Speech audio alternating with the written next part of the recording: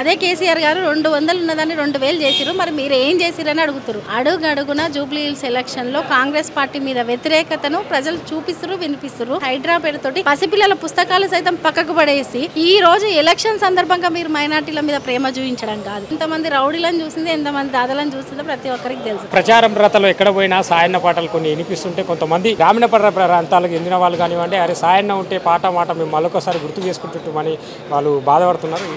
ఈ రోజు కూడా నేను ప్రచారానికి వెళ్తే ఈ రోజు ప్రచార సందర్భంగా ప్రతి ఎలక్షన్లో సాయి చందన్ ఉండే కాబట్టి మీరు రావడము మాకు సంతోషమైన ఉంటే ఇంకా బాగుండేది. ఇంకా కొత్త కొత్త పాటలు వచ్చేది, ప్రజా సమస్యల మీద గొప్ప గొప్ప పాటలు వచ్చేది. ఈ సందర్భంలో ముఖ్యంగా ఉంటే గొంతు చాలా బలంగా వినిపిస్తుండే. ఈ ఎలక్షన్లో కూడా చాలా నిలబడి కొట్లాడుతుండే అని మాత్రం అడుగడుగున చెప్తున్న సందర్భాన్ని నేను వింటున్నానండి. చాలా బాధాకరం లేకపోవడం.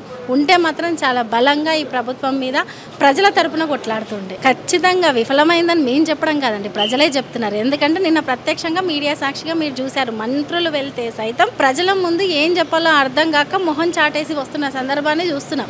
ఒకటే నిలదీస్తారు. మీరు చెప్పిన అదే కేసీఆర్ గారు 200 ఉన్నదాన్ని 2000 చేసిరు. మరి మీరు ఏం చేసిరని అడుగుతారు.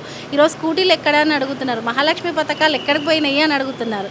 కాబట్టి నిరుద్యోగులు కూడా ఈరోజు బీఆర్ఎస్ పార్టీ నుంచి జూబ్లీ హిల్స్ ఎలక్షన్లో ప్రచారానికి వెళ్తున్నారు. అడుగడుగున జూబ్లీ హిల్స్ ఎలక్షన్లో కాంగ్రెస్ పార్టీ మీద వ్యతిరేకతను ప్రజలు చూపిస్తురు, వినిపిస్తురు. అంతెందుకు పార్టీలతో సంబంధం లేకుండా నాకు ఇస్తున్న పెన్షన్ ఎక్కడికి వెళ్ళింది అని చెప్పేసి ఒక అమ్మ అడిగితే ఏం సమాధానం చెప్పాలో అర్థం కాలేదు కదండి. కాబట్టి మేము ఒకటే అంటున్నాం, జూబ్లీ హిల్స్ ప్రజల వైపు, జూబ్లీ హిల్స్ ఓటర్ల వైపు రాష్ట్రం మొత్తం చూస్తుంది.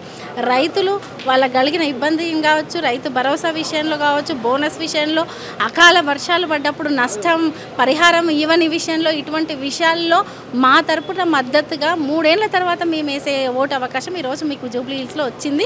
మీరు మా తరపున మద్దతు ఇవ్వండి అని చెప్పేసి రైతులు కోరుతున్నారు. అలాగే మహాలక్ష్మి పథకం పేరుతోటి మోసం చేసినందుకు ఈరోజు మహిళలందరం కూడా మేము వ్యతిరేకతను చూపిస్తున్నాం. దాన్ని జూబ్లీ హిల్స్ ఓటర్లు చూపించండి అని చెప్తారు. అందుకండి బుల్డోజర్ పేరుతోటి, హైడ్రా పేరుతోటి పసిపిల్లల పుస్తకాలు సైతం పక్కకు పడేసి గర్భిణీ స్త్రీలను నెట్టి మరీ ఇల్లు కూల్చిన సందర్భాన్ని చూసాం.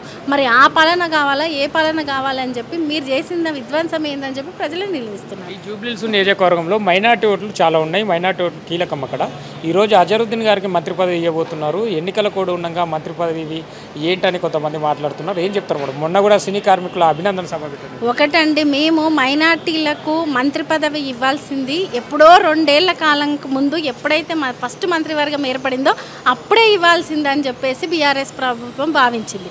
ఈరోజు ఎలక్షన్ సందర్భంగా మీరు మైనార్టీల మీద ప్రేమ చూపించడం కాదు, రాజకీయాలకు అతీతంగా మైనార్టీల మీద ప్రేమ చూపించండి అని చెప్తున్నాం. ఇది ఓన్లీ కేవలం రాజకీయాల కోసం మాత్రమే ఈరోజు మీరు మంత్రి పదవి ఇచ్చారు. మంత్రి పదవి ఇవ్వడానికి మేము వ్యతిరేకం కాదు. 20 నెలలు మంత్రి పదవి లేట్ చేసి ఈ సందర్భంగా మంత్రి పదవి ఇచ్చారు కదా, దీన్ని మైనార్టీలు గమనించాలని కోరుతున్నాం.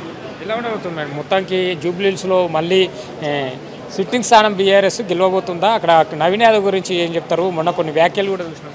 ఖచ్చితంగా సిట్టింగ్ స్థానంలో బీఆర్ఎస్ పార్టీ గెలవబోతుంది. నవీన్ యాదవ్ గారు ఒక్కటే మేము ఏం చెప్తున్నామంటే, రౌడీజాలో దాదాగిరి గురించి మాట్లాడడం కాదు, ప్రజలకు ఏమన్నా చేసే విషయాల గురించి మాట్లాడండి. 2 ఏళ్ల పాటు కాంగ్రెస్ పార్టీ ఏం చేసిందని మాట్లాడండి.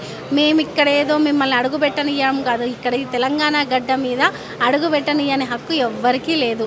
ఎందుకంటే బీఆర్ఎస్ పార్టీ తెలంగాణ కోసం ఎట్లా కొట్లాడింది, ఏం చేసింది, ఎంతమంది రౌడీలను చూసింది, ఎంతమంది దాదాలను చూసిందో ప్రతి ఒక్కరికి తెలుసు. కాబట్టి ఇక్కడ రౌడీజాలు చెల్లవు. ప్రజలకి అభివృద్ధి ఏది చేస్తారో అది చెప్పండి. మేము 10 ఏళ్ల పాటు ఏం చేస్తామో చెప్తాము, గోపీనాథ్ గారు ఏం చేసిరో చెప్తాము. ఈరోజు మీరేం చేసిరో, ఏం చేస్తారో, ఎందుకు హామీలు ఇచ్చి ఈ రకంగా ప్రజల్ని ఇబ్బంది పెట్టారో దాన్ని అడగండి అని చెప్తారు.